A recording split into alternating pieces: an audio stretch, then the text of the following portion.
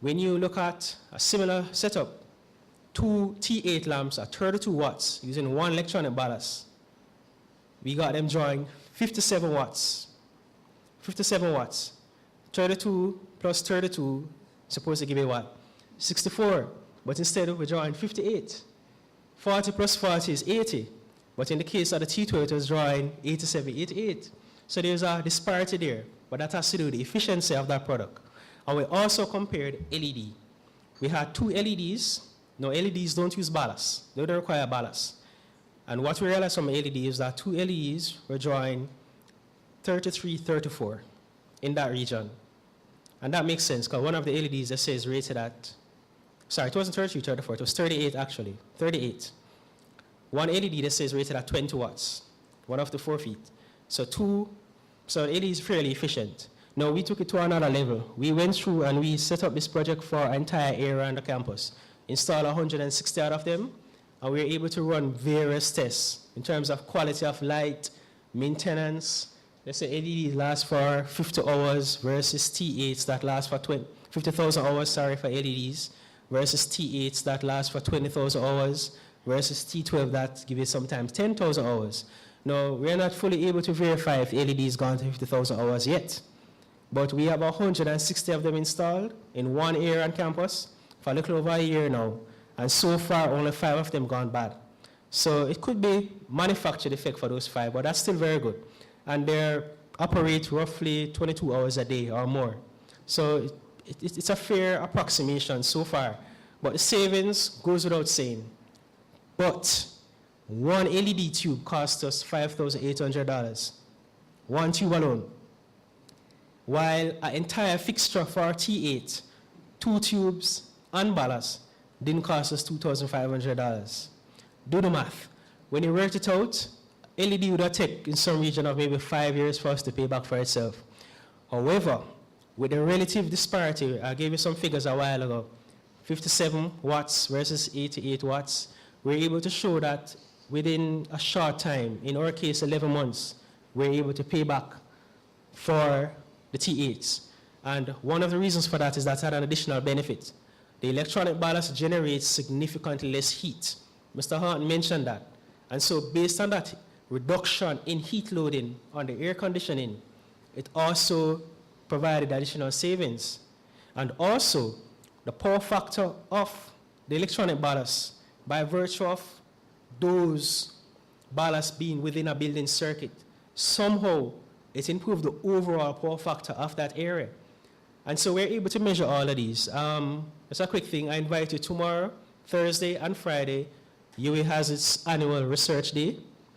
We have a big tent set up on what you call a graduation lawns, which is near to the undercroft.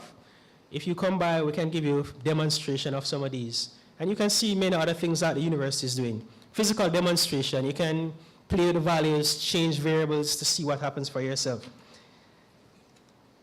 So overall, those are 2 main projects. There are many benefits from the lighting project, improvement in lighting, reduction in maintenance, they last much longer than the T12s, and heat loading, as I mentioned, etc.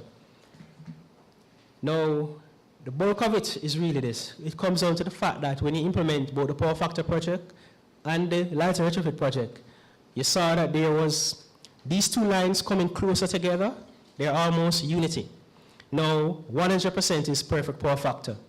0%, no power factor, poor efficiency. Now, before, we had a big gap between the 2, kilowatt and kVA. So power factor was poor, efficiency was poor, a lot of energy was being wasted. I'll put it in another term, in this case, we're wasting about maybe 25% of every dollar we spend was just wasted. But because efficiency increased to somewhere in the region of 96 to 97%, only 4% of that dollar was now being wasted. So the building itself was operating more efficiently. That's the point we really want to bring here, improvement in energy efficiency. And we are able to measure it using this system called USMs. It allows us to monitor and measure how energy is used, and allowed me to create those fancy graphs that I saw a while ago. Now, social marketing, very quickly, that's where students, staff members come in. You know, can they change their patterns of use? Can they remember to turn off the light or the AC when it's not in use? Stuff like that. We try to implement that, but believe me, that was the hardest thing. Persons just, in some way, are just fixated on the fact that I already pay my school fee, so I have a right to use this. Or, you know, they're not paying me enough money to get up and turn off the light or do this. You know, I come here to work, and when I leave, I gone. All sorts of things. So it's very hard to really be successful in that regard, and we're still working on it. But when we decided to use energy conservation measures, we took the people out of it and relied on technology and measurement. We were able to rely better on our results, but you really can't leave out the persons or people. They play a huge role, and we should always try to involve as much as possible. And finally, in the overview, and then I'll just give you 2 snapshots of some successes we've had, is that you can't leave with renewable energy. After improving the efficiency, as I just showed you, then what next? JPSCO still sending a bill at the end of the month. And for some reason, every year, the bill goes up. If there's inflation in America, the bill goes up, because they're an American-based company. If there's inflation in Jamaica, the bill goes up. If there's rise on the world market in oil price, the bill goes up. If there's a hurricane or a flood or too much rain, the bill goes up. If they only make 500 million last year, they want to make 600 million this year, the bill goes up.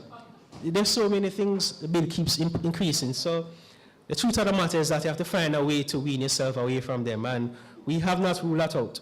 But in the case of water, very quickly, we were able to construct a tertiary water treatment plant.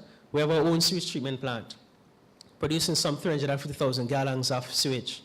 We treat that, and we recycle 80,000 gallons of it to tertiary level, meaning that the fecal coliform levels and the nitrates and phosphates, etc., are within NEPA standards for reuse, and we use those to irrigate the playing fields by the monobowl. Those of us who have been there noticed that even during the droughts last year, the monobowl was still green. Or wastewater we use for that.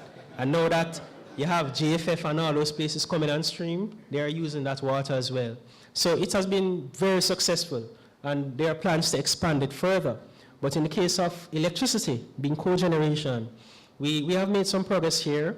Carbonesco completed a feasibility study for us some time ago to construct a 1.5 megawatt cogen plant.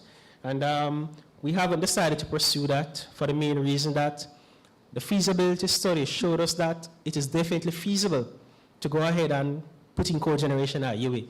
We're looking at between 4 to 8 years payback based on the technology. 8 years for renewable energy. That means we use our sludge from our sewage treatment plant, and we use plants and all of that. Or if we use a natural gas. But based on the success of that feasibility study, the principal decides that while we're 1.5 megawatt, I still have to pay JPS, because based on our demand on campus, at that time it was increasing to near 6 megawatts. So 1.5 megawatts was just like a quarter of what we really needed. So the idea was to just do away with JPS altogether and just get a 8 megawatts. We'll have more than what we need, and we can sell back some, so we collect now instead of have to spend. But that's still on the drawing board. But those are the type of ideas we have. But note very carefully though, efficiency first, and then renewable energy. It's really better, because you put in a renewable energy system, you probably spend 30 to 40% more on it, because you're providing power for all these inefficiencies. That 30 to 40% more, you probably could have spent 5% of that 30% on putting in energy efficiency measures. And it significantly reduced the cost of your bill, and then the RE system you're putting in can be much smaller, so the overall savings will be better. So that has been our approach. Success stories. It all comes down to dollars and cents. And what we have looked at so far is that our energy efficiency projects, coupled with policies, coupled with renewable energy, that gave us savings. And this is what has actually happened in recent times. We went ahead and we installed, a total of, I think it's about 1,000 kVARs of power factor on campus as a capacity. We imported some high efficiency tubes, again through Mr. Horton, because they weren't available in Jamaica at the time.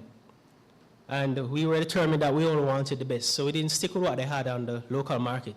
So we went ahead, we imported some 11,000 fluorescent tubes and some 4,000 or so ballasts. As I mentioned, one ballast can go up to 4 tubes. And we did a campus-wide project